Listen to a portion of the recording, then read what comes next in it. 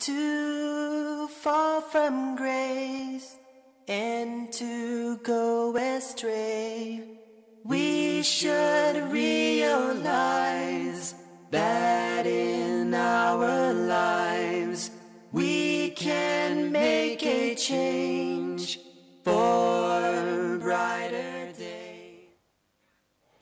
Bismillah ar-Rahman ar-Rahim. In the name of Allah, the most merciful, the most compassionate, I greet you, all the viewers and all the audience, with the greeting of peace. Assalamu alaikum wa rahmatullahi wa barakatuhu. Peace be unto all of you. Still we are talking about the same topic, which is two options, because two options is related to something very close to our life.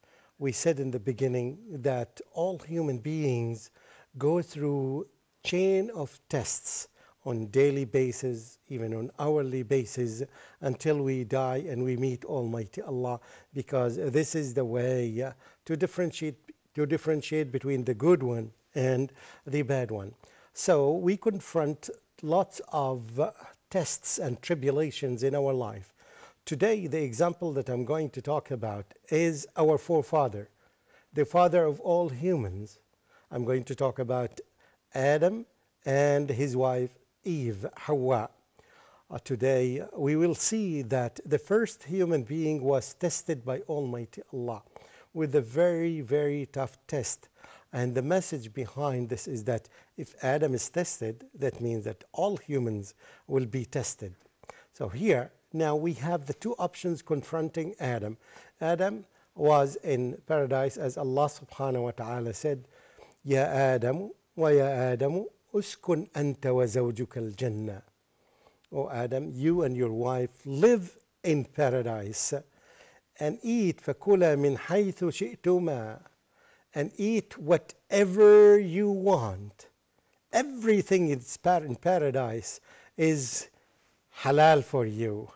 You can do it. You can eat from it. You can drink from it. However, وَلَا تَقْرَبَا هَذِهِ الشَّجَرَةِ, this specific tree, don't approach it.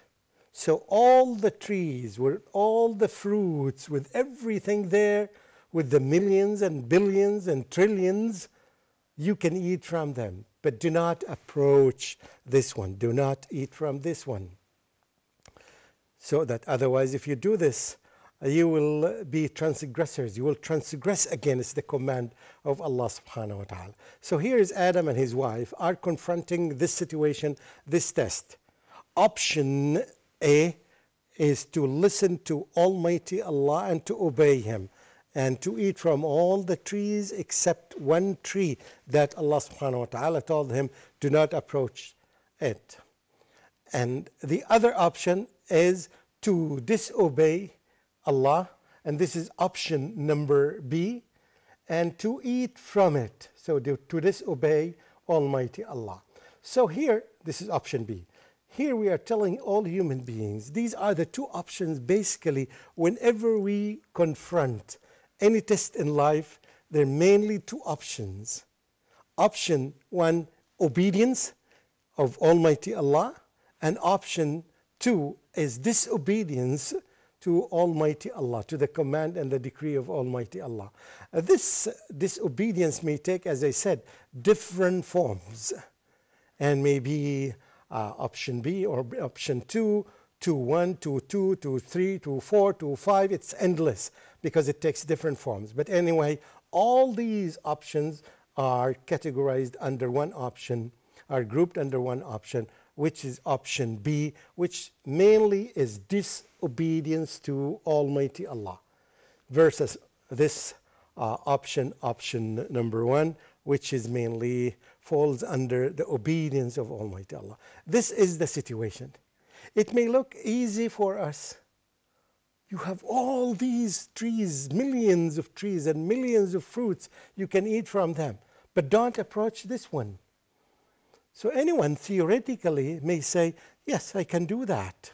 But this was not true, because, as I said, that in option B all the time, or option number 2 all the time, you find Satan is whispering to you, The jinn are whispering too, and it takes two forms. It's whether the jinns are jinns like Satan or human beings. They can whisper to you, why don't you try this? Why don't you do this? Why this tree in particular?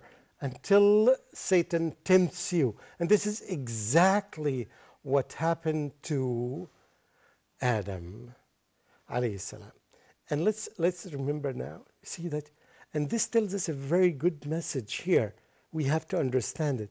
Even if you own the whole world, you will still need something more and more and more. It never stops. You will say that, okay, if I own this building, I will be very happy. Then it moves to another building, a third building, a fourth building. And if you say that, oh, if I own this island, I will be happy. And if you own it, you will say, oh, why not the other island? Why not a third island? Why not this country? Why not that country? Why not this whole continent? And even if you get this whole continent, you want to exceed. And you can see this in the empires. They extend day after day after day after day. They want to own the whole world.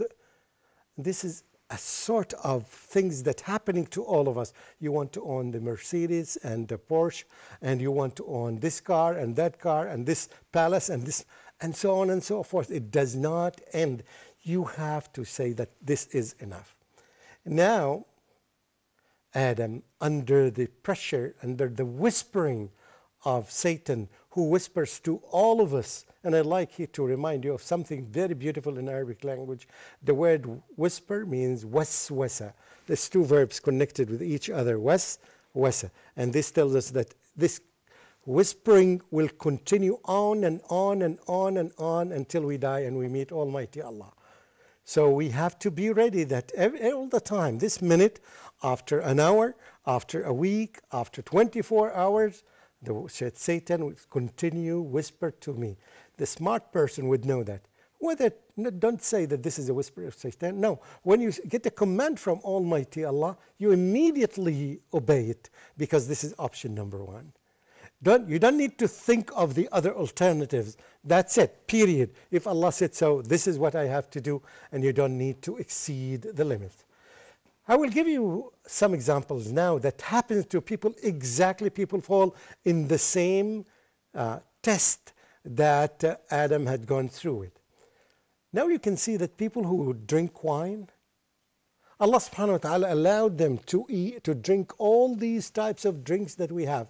Hundreds of types of juice and the water and everything you can drink except wine. However, they fall in the same mistake that Adam fill in, which is the test of obeying Allah. Yes, only one thing that you don't need to drink to obey Allah, which is wine, but still lots of people fall into this trap because it's the trap of Satan. The same thing, Allah subhanahu wa ta'ala allowed you to eat all these types of food except pork. However, you still find people, yes, say, why not to taste this then?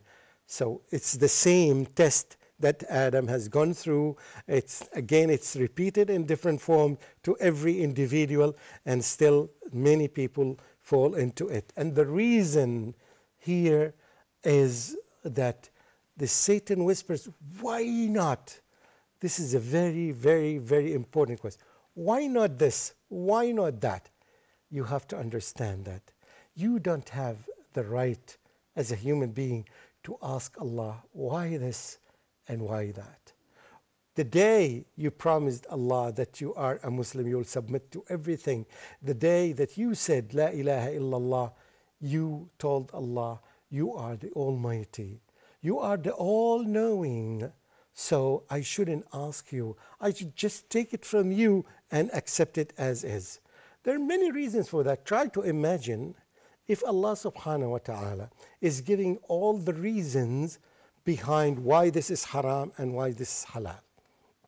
You will find some hints in the Quran and the Sunnah why this is halal, why this is haram. But if it gives you detailed, when you get a medicine, for example, when you buy any type of medicine, you can find 2 or 3 pages leaflet that explains to you, or brochure that explains to you what are the side effects, what would go wrong if you do this, what will go good if you do this. It needs is right. 2 or 3 pages for every item. Try to imagine if this is the case with the Holy Quran. The Holy Quran would be as bulky as this. And nobody at that time would be able to read it. So it's enough to trust Allah subhanahu wa ta'ala after investigating, after knowing, after being sure 100% that He is the all-knowing and He is the all-wise. When you know all these things and you combine them together. Now, I would not ask Almighty Allah about this because I know Him. He is the most perfect and the most expert and the most and the most and the most and the most. Now, there is no way for me to ask about all these things. And Allah subhanahu wa ta'ala leaves this area for human beings to try and to make tests, to see, to make research, to see things that are happening. For example, it was very difficult in the past to prove some of the issues that Allah subhanahu wa ta'ala mentioned in the Quran. However, the Muslims believe them bluntly. For example, مرج البحرين يلتقيان بينهما برزخ لا يبغيان. When you come to this verse, and we need to, nobody understood this in the past, but they've seen it, but they didn't see a real barrier, but they saw the barrier in the essence of the water itself that does not melt. Allah subhanahu wa ta'ala made a barrier, but no human being sees it. But now they understand the meaning of the verse. In the past, people didn't understand the meaning. However, they believed in it because it came from Almighty Allah. Dear audience and dear viewers, this is your presenter, Dr. Mamdouh Nuruddin Muhammad. I greet you again, and I hope and I ask Allah subhanahu wa ta'ala to make us of those who listen to these things and to select the best of them and to apply them in our life so that we would be better Muslims and better human beings and to benefit others. Wassalamu alaikum wa rahmatullahi wa barakatuhu. In this world today, there are many ways to fall from grace and to go astray. We should realize that